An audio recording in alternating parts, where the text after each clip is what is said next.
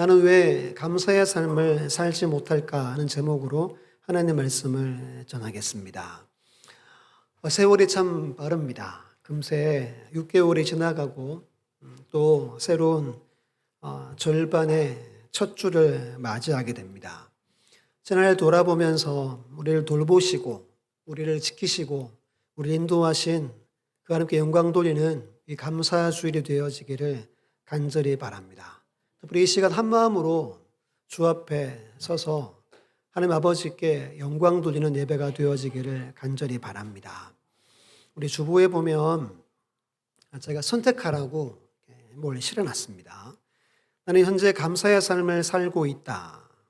나는 현재 감사의 삶을 살고 있지 못하다. 감사의 삶은 감사를 이렇게 가끔 하는 건 아니죠. 감사의 삶은 늘 감사하는 삶을 뜻하겠죠. 여러분들은 지금 어디에 해당하는지 이따가 혼자 있을 때 이렇게 표시를 하세요. 지금은 마음으로 표시하시고 꼭 집에 가셔서 혼자 시간을 가지셔서 체크하시고 오늘 말씀을 한번 다시 묵상하는 시간을 꼭 가지시기를 간절히 부탁을 드리겠습니다. 지금 스데반의 설교를 지금 3주째 살펴보고 있습니다. 오늘 감사의 주일인데 왜 이 말씀을 하실까라고 의아해할 수 있는데요. 오늘 말씀에서 왜 우리가 감사의 삶을 살지 못하는지의 그 해답을 우리에게 주기 때문입니다.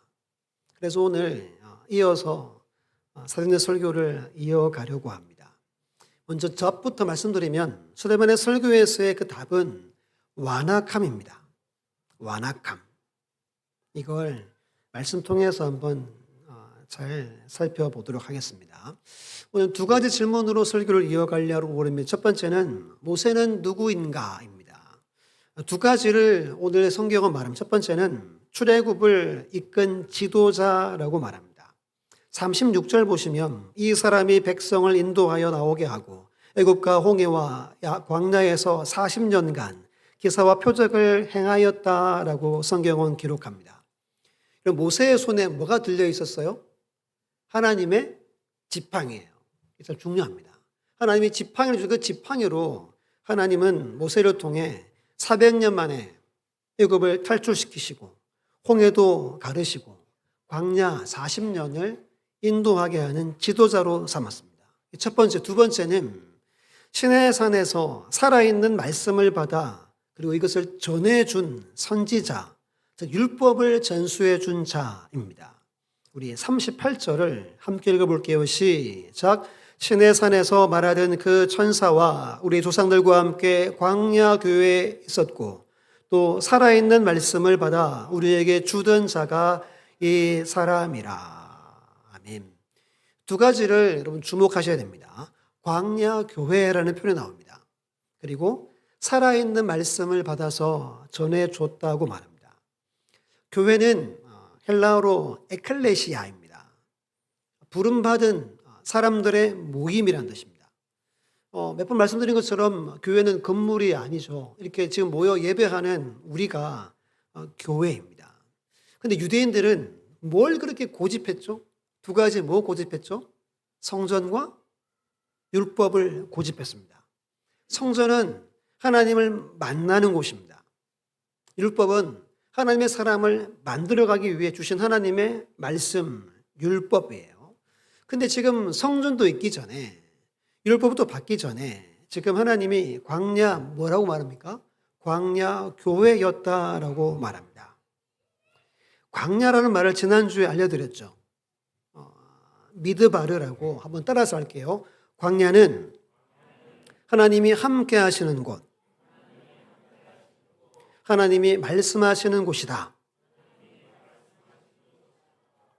모세가 80세에 광야에서 하나님 만나죠.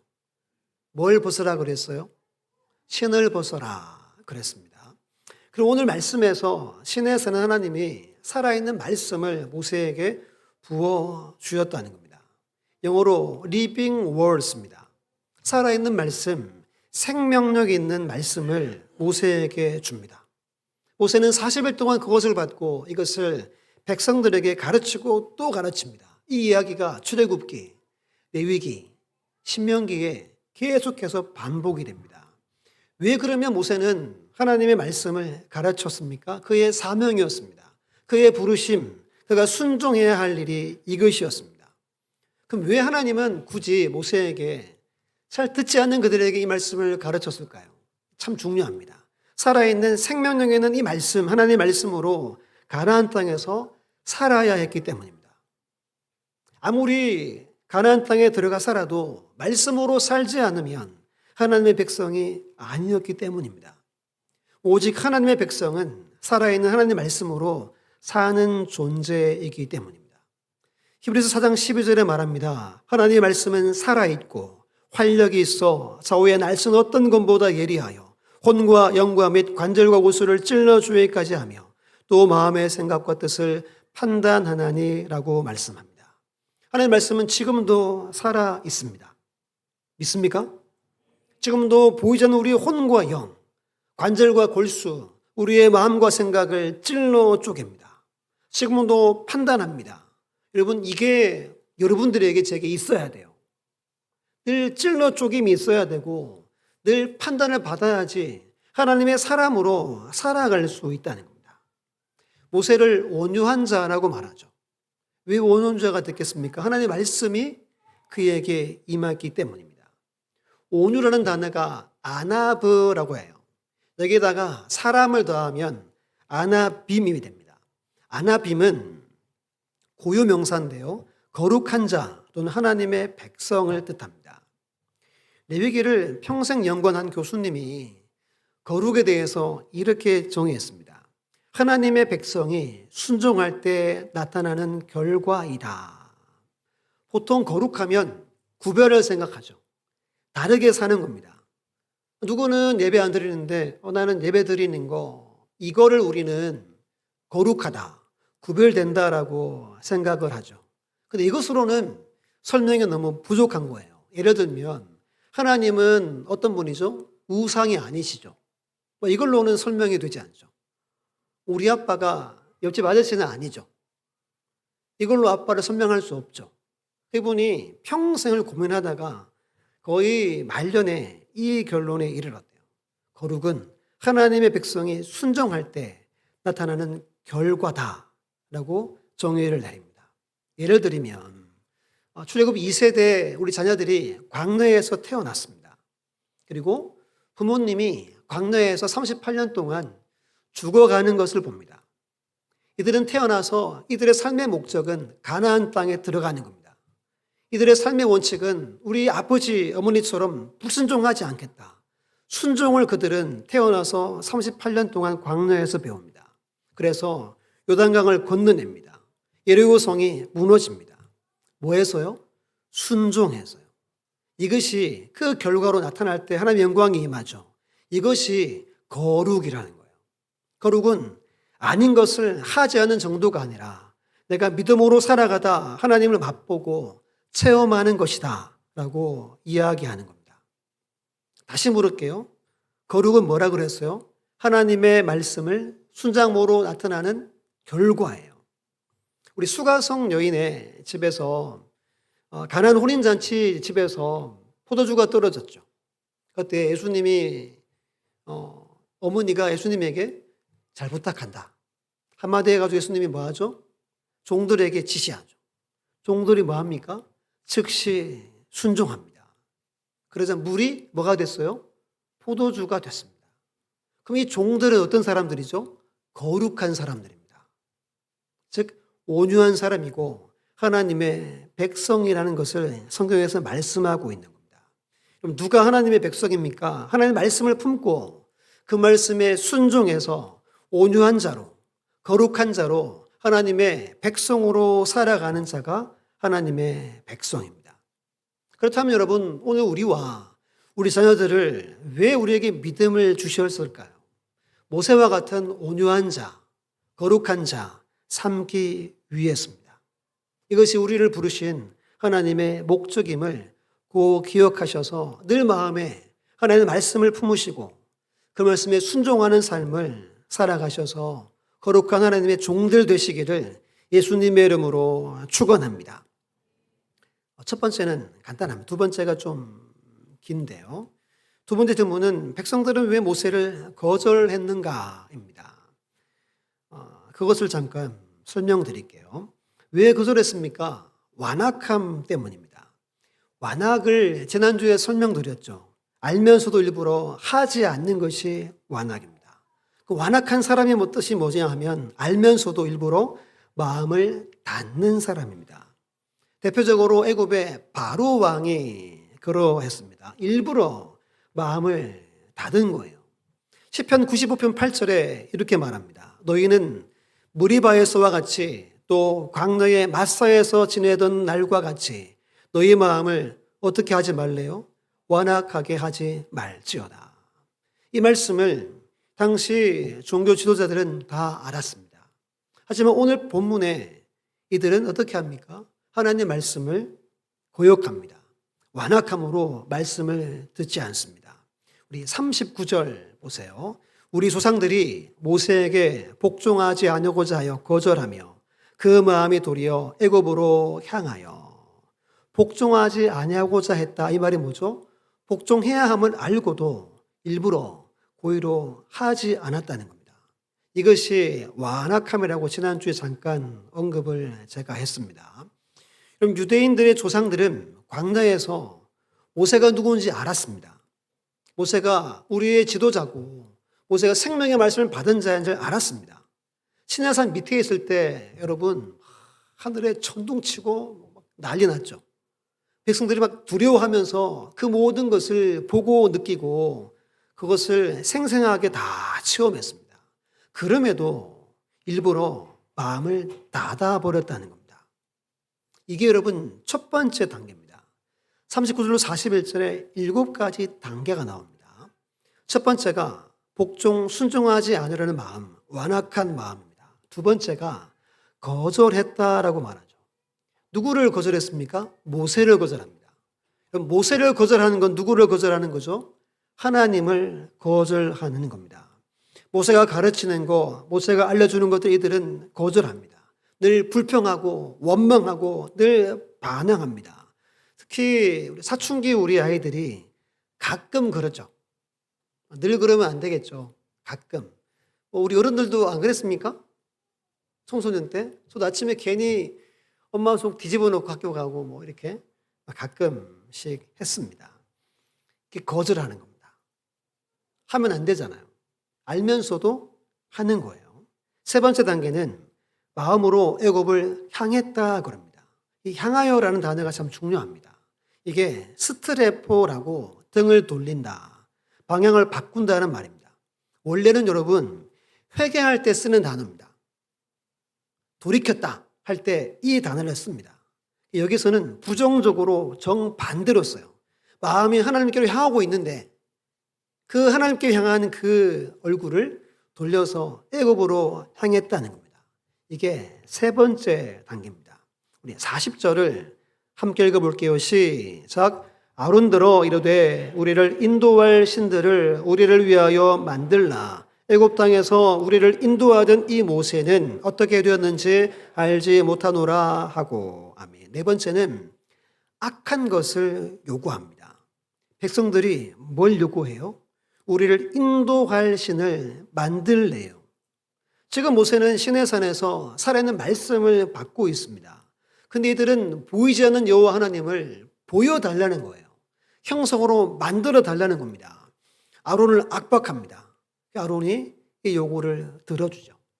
여러분 세상은 시간이 가면 갈수록 깨끗해지고 의롭고 살기 좋아질까요? 아니면 시간이 가면 갈수록 악해지고 더 살기가 힘들어질까요? 후자입니다. 제가 76년생이에요. 그러니까 제가 80년, 90년 이렇게 청소년 이렇게 보냈을 거 아니에요. 그때랑 지금이랑 엄청 차이 나죠. 세상이 너무너무 강팍해졌고 특히 우리나라가 왜 이렇게 급속도로 악을 치닫는지 이게 요즘에 제일 궁금한 게 이겁니다. 어찌 우리나라가 이렇게 됐을까? 참 살기 좋은 나라였는데 시간이 가면 세상은 또 악해지게 돼 있다는 겁니다. 악을 추구하고 요구한다는 거예요. 41절 보면 그때 그들이 송아지를 만들어, 다섯 번째 단계입니다. 우상을 드디어 만듭니다. 이 송아지 우상은 그 애굽의 이집트의 아피스라는 실물 크기의 황소 우상이 있었습니다. 그림 보여주시면 이게 17세기에 푸생이라는 화가가 그린 오늘 본문에 나오는 이 이야기입니다. 황금 송아지 숭배라는 그림입니다. 근데 보면 그림이 잘 안 보이죠? 송아지가 아니라 황소를 그려놨습니다. 이게 원래 애굽의 이집트 사람들이 황소를 숭배했습니다. 이 이야기 알죠? 모세가 나중에 내려와서 형에게 묻죠. 아니 형, 도대체 뭐 했길래 이 큰 죄를 백성들에게 빠지게 했냐? 형이 뭐라 그러죠? 금을 모아가지고 불에 던졌더니 짠 하고 이게 나왔대요. 처음 듣습니까? 아니죠? 성경 보면 아론이 조각칼로 조각했다라고 기록합니다.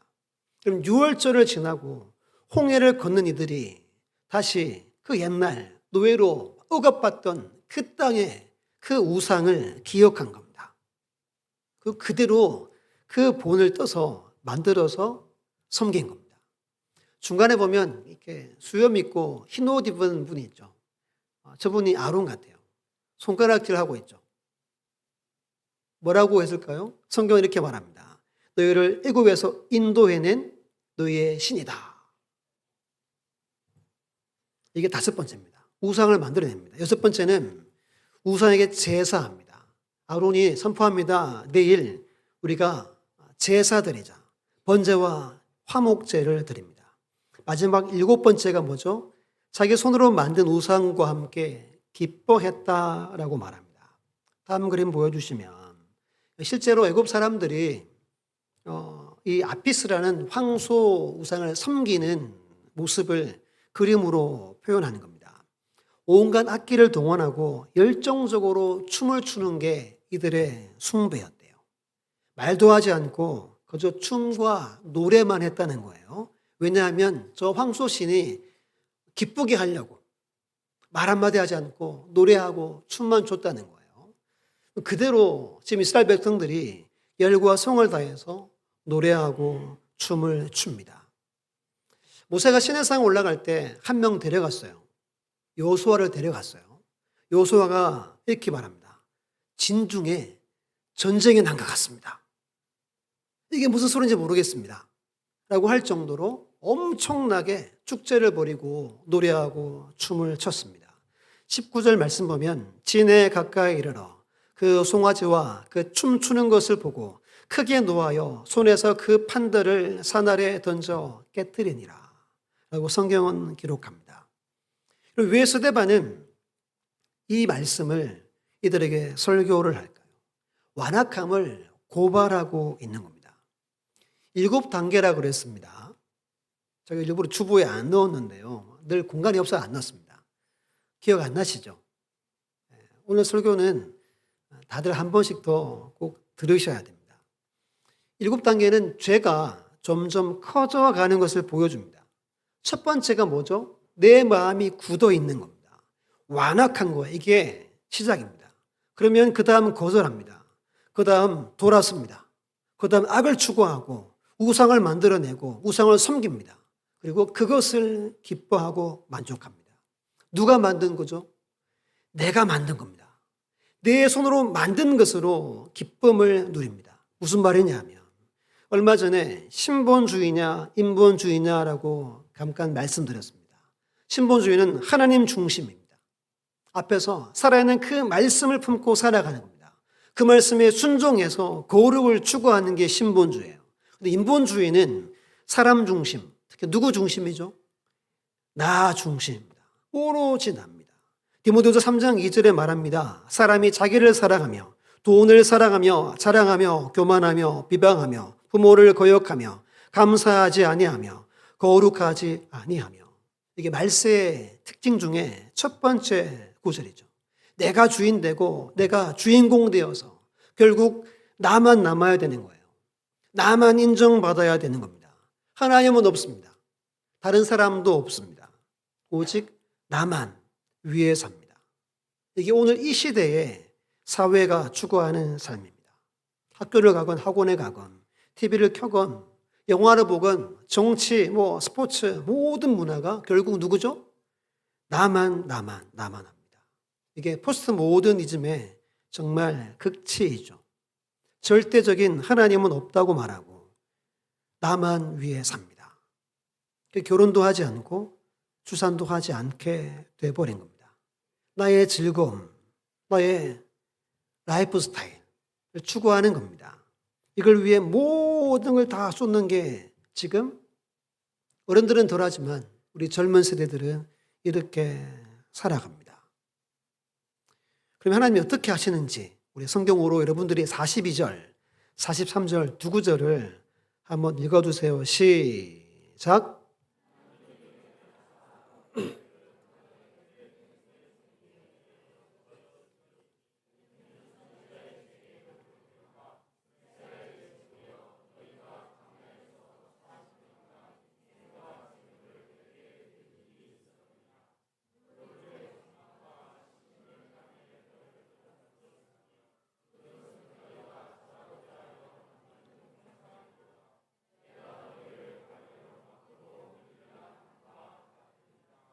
아멘.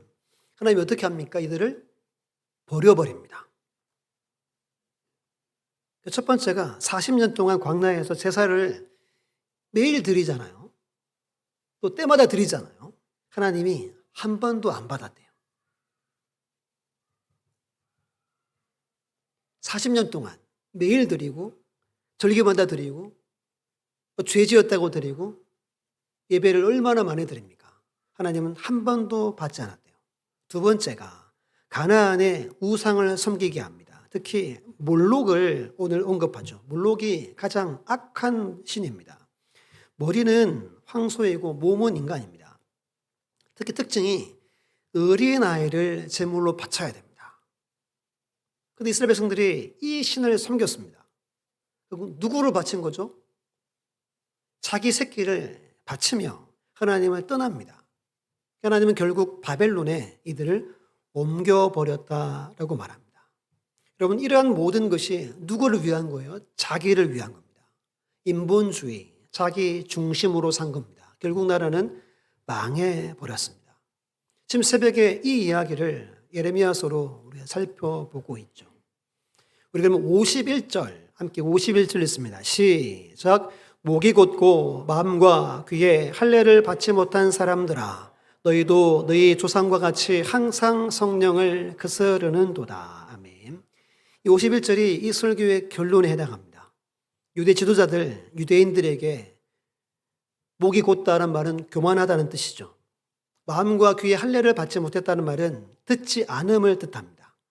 결국 그래서 이들 조상들처럼 항상 어떻게 살아요? 성령을 거스르는 삶을 살고 있다라고 신랄하게 고발하고 있습니다. 그래서 52절에 의인이 예수님입니다. 예수님을 십자가에 못 박아 죽였다. 53절에 율법을 받았음에도 뭐하지 않았대요? 지키지 않았다라고 냉혹하게 비판합니다. 이게 스데반의 설교의 결론이자 마지막입니다. 지금부터 중요합니다. 지금부터 진짜 잘 들으셔야 됩니다. 이 설교를 우리에게 적용하는 이야기를 잠깐 나누고자 합니다. 고린도후서 5장 17절 보면 같이 한번 읽어볼게요. 시작. 그런즉 누구든지 그리스도 안에 있으면 새로운 피조물이라 이전 것은 지나갔으니 보라 새 것이 되었도다. 아멘. 믿습니까? 새로운 피조물은 예수님 안에 있으면 new creation, 새로운 창조를 말합니다. 조금 뭐가 바뀌고 조금 방향을 바꾼 게 아니라 완전히 바뀐 겁니다. 완전히 새로 창조된 겁니다. 이걸 일단 믿으셔야 됩니다. 믿습니까? 긴가민가 할 수 있어요. 갈라디아서 2장 20절 보면 이것도 중요하죠. 같이 읽습니다. 시작. 내가 그리스도와 함께 십자가에 못 박혔나니 그런즉 이제는 내가 사는 것이 아니요 오직 내 안에 그리스도께서 사시는 것이라. 이제 내가 육체 가운데 사는 것은 나를 사랑하사 나를 위하여 자기 자신을 버리신 하나님의 아들을 믿는 믿음 안에서 사는 것이라. 아멘. 우리는 내 안에 누가 있어요? 이 말씀에 의하면 주님이 계세요. 육체로 살아갈 때 무엇으로 산대요? 오직 믿음으로 살아요. 이게 우리의 상태입니다. 그런데 이런 말씀이 나옵니다. 주보에도 실었는데요. 세 번역으로 제가 읽어드릴게요. 갈라디아 5장 17절에 육체의 욕망은 성령을 거스르고 성령이 바라신 것은 육체를 거스릅니다. 이들이 서로 적대 관계에 있으므로 여러분은 자기가 원하는 일을 할 수 없게 됩니다. 이게 주보에 실려 있는 월삭의 예배 말씀입니다. 우리는 새로운 피조물이에요. 우리 안에 예수님이 계세요. 이게 우리의 모습입니다. 근데 우리 안에 옛사람, 겉사람, 육체의 소욕, 육체의 욕망이 붙어 있다는 말입니다. 우리는 새로 창조됐어요. 새로 창조된 우리에게 이게 붙어 있다는 겁니다. 로마서 말씀을 몇 구절 볼게요. 7장 15절 보면 내가 행하는 것을 내가 알지 못하노니 내가 원하는 것은 행하지 아니하고 도리어 미워하는 것을 행함이라. 우리가 이렇게 살죠. 한 주간 주일 예배드리고 한 주간 어떻게 살려고 여러분 다짐합니까? 아마 똑같을 거예요. 이렇게 살아야지. 기도하고 주여 하고 가죠. 어떻게 살아요? 네, 똑같이 살아요. 똑같이 삽니다. 그 다음 17절 보면 이게 중요합니다. 이제는 그것을 행하는 자가 그 다음 중요한 내가 아니요. 내 속에 거하는 뭐래요? 죄래요. 중요한 게 내가 아닙니다. 피조물인 내가 아니라는 거예요. 내 안에 있는 죄라는 겁니다. 21, 23절에 내 속사람으로는 하나님의 법을 즐거워하되 새로 창조된 우리는 하나님의 말씀을 좋아하고 그 법을 따르려고 해요. 근데 내 속에 다른 법이 있어요. 내 마음의 법과 싸워 내 지체 속에 있는 죄의 법으로 나를 어떻게 하죠? 사로잡고 있습니다. 나의 옛사람, 나의 겉사람, 육체를 탐닉하고 좋아하는 그것이 여전히 내게 있어서 이것을 원래 나가 아니지만 나를 사로잡고 있다는 거예요. 우리 24절, 25절 함께 읽어볼게요. 시작. 오라 나는 곤고한 사람이로다. 이 사망의 몸에서 누가 나를 건져내랴. 우리 주 예수 그리스도로 말미암아 하나님께 감사하리로다. 그런즉 내 자신이 마음으로는 하나님의 법을 육신으로는 죄의 법을 섬기노라. 아멘. 24절에 공고하다 그럽니다. 이 말은 비참하다는 뜻입니다. 근데 그 다음 절에 말합니다. 감사하대요. 우리 깨달은 겁니다. 나는 새로운 피조물이지. 내가 비록 죄짓고 넘어지고 실수하고 내가 원하지 않은 것을 하지만 나는 건진받은 자다라고 바울이 고백하고 있는 겁니다. 우리가 딱 이렇게 다 살아갑니다. 우리 마음에 있는 하나님의 법을 우리가 좋아하고 그것을 추구합니다. 동시에 육신에 있는 죄의 법을 우리가 섬기고 있습니다. 두 분을 소개해 드릴게요. 18세기 영국의 청교도 목회자였던 존 오웨드라는 분이 있습니다. 이분이 이렇게 말합니다. 죄는 죽여버려야 됩니다. 절대 내버려 두면 안 됩니다. 더럽고 추하고 악한 감정들 붙잡고 있으면 그 죄는 점점 장성합니다. 반드시 죄악된 행동으로 나타나게 됩니다. 내버려 두지 말고 죽여야 됩니다. 이렇게 말합니다. 단두대에서 잘라버리십시오. 말합니다. 19세기 복음주의 설교가였던 앤드류 모레이 목사님이 이렇게 말합니다. 회개를 강조했습니다. 이렇게 말합니다. 단절하십시오. 처단해야 됩니다. 뭘 처단해야 돼요? 옛날에는 나를 처단한다고 어떻게 처단합니까? 내가 아니래요. 내가. 우리 안에는 죄래요, 죄. 여러분도 아니에요. 죄짓게 하고 사람 판단하고 미워하고 정죄하고 하는 건 여러분들이 아니라는 거예요. 이게 성경의 말씀입니다. 가짜 나예요. 나처럼 흉내내는 것을 말합니다. 진짜 나는 누구죠? 새로운 피조물입니다. 이해되셨습니까? 이해 안 되면 다시 들으셔야 됩니다. 여러분 이거 진짜 중요합니다. 정말 중요한 겁니다. 우리는 예수를 주로 영접한 순간 새롭게 태어났습니다. 완전 새로운 존재입니다. 근데 그 죄가 드덕드덕 우리에게 붙어 있다는 거예요. 이걸 단절하고 끊어버리고 죽여버려야 된다는 겁니다. 우리 말씀을 찾아볼게요. 우리 히브리서 성경을 펴서 4장을 찾아봅니다. 히브리서 4장 10절로 13절 말씀을 보겠습니다.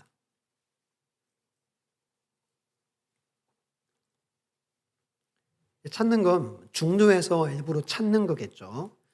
4장 10절로 13절 제가 한번 읽어볼게요. 잘 보세요. 이미 그의 안식에 들어간 자는 하나님이 자기의 일을 쉼과 같이 그도 자기의 일을 쉬느니라. 그러므로 우리가 저 안식에 들어가기를 힘쓸지니 이는 누구든지 저 순종하지 아니하는 본에 빠지지 않게 하려 함이라. 그러니까 완악함에서 벗어나기 위해서 안식해야 된다는 거죠. 그 다음 우리 두 구절 12, 13절 있습니다. 시작. 하나님의 말씀은 살아있고 활력이 있어 사오의 날선 어떤 검보다 예리하여 혼과 영과 및 관절과 고수를 찔러 쪼개기까지 하며 또 마음의 생각과 뜻을 판단하나니 지으신 것이 하나도 그 앞에 나타나지 않음이 없고 우리의 결산을 받으실 이의 눈앞에 만물이 벌거벗은 것 같이 드러나느니라. 아멘. 안식에 들어가려면 뭐가 있어야 된대요? 말씀이 우리에게 있어야 됩니다. 우리가 자유하려면 이 말씀이 우리의 모든 죄, 우리의 모든 겉사람, 우리의 모든 옛사람, 모든 육체의 소욕, 육체의 종욕을 어떻게 된대요? 찔러 쪼개 끊어버려야 한다는 겁니다. 말씀이 아니면 이것을 끊을 수 없다는 뜻입니다. 말씀이 아니면 여러분들이 새로운 삶을 못 산다는 거예요. 지금처럼 늘 반복되는 삶을 주일마다, 주중마다 살 겁니다. 여러분들은 새로운 피조물입니다. 말씀으로 끊어버리셔야 됩니다. 예수 이름으로 선포하셔야 됩니다. 왜 우리가 신앙생활하는 이유가 뭐죠? 안식하기 위함입니다. 안식은 완전한 행복을 뜻합니다. 근데 여러분 중에 완전 행복을 누린 분이 있습니까? 우리 중고등부 친구들 삶이 고단하고 힘들지. 시험 다 끝났음에도 불구하고 이게 늘 시험이지 인생이, 그렇지? 이것을 끊을 수 있는 방법은 딱 한 가지입니다. 살아있는 생명의 말씀을 품고 사는 겁니다. 말씀을 중얼중얼 대는 겁니다. 요소 1장에서 뭐라 그럽니까? 내 율법책을 입에서 떠나지 말게 하고 주야로 그것을 묵상하여 그 안에 있는 것을 지켜 행하라. 그럼 내 길이 평탄하고 내 길이 형통할 거다라고 말씀하고 있습니다. 화면을 보여주시면 지난주에 I am somebody, I am nobody 이렇게 했죠. 그럼 오늘 말씀에 여러분들 본래의 모습은 뭐죠? 세 번째예요. 세 번째. 그렇죠? 왜? 우리는 새로운 피조물이니까. 근데 우리 안에 뭐가? 죄가, 이 육신의 정욕이 계속 어디로 끌고 가죠? somebody로 끌고 가는 겁니다. somebody는 소유로 모든 걸 결정합니다. 지금 유대인들이 소유로 성전도 내 것이요 율법도 자기들 것이라고 말합니다. 여기서 권력도 취하고 존경도 받고 이익을 추구하려고 합니다. 선민의식에 쩔어 있죠. 자기만 특권을 누린다고 이야기합니다. 왜 여러분들이 외모를 따지고 명품을 좋아하고 그럽니까? 원래 여러분들은 안 그래요. 원래 안 그래요. 우리 안에 뭐가? 죄가. 핑계대면 안 돼, 앞으로. 핑계대면 안 됩니다. 내 안에는 죄가 이걸 한다는 겁니다. 내 안에 이 육체의 소욕이 이걸 한다는 거예요. 그러면 I am 가스바디는 뭐냐 하면 흡수된 상태를 말합니다. 우리 십자가에 이미 못 박았습니다. 우리는 새로운 피조물입니다. 이미 다 깨져버렸고 이미 다 가루가 되었습니다. 우리는 주님 안에 흡수된 상태라는 겁니다. 전도서 3장 12, 13절 세 번역으로 보면 지난주에 다시 반복합니다. 이제 나는 깨닫는다. 기쁘게 사는 것, 살면서 좋은 일을 하는 것. 사람에게 이보다 더 좋은 것이 무엇이랴. 사람이 먹을 수 있고 마실 수 있고 하는 일에 만족을 누릴 수 있다면 이것이야말로 하나님이 주신 은총이다. 지금 우리 성경에서는 선물이다라고 말합니다. 이것이 우리의 삶입니다. 이것으로 만족하고 은총을 누리는, 선물을 누리는 삶을 살아가야 합니다. 골로새 3장 17절 말씀을 함께 읽습니다. 시작.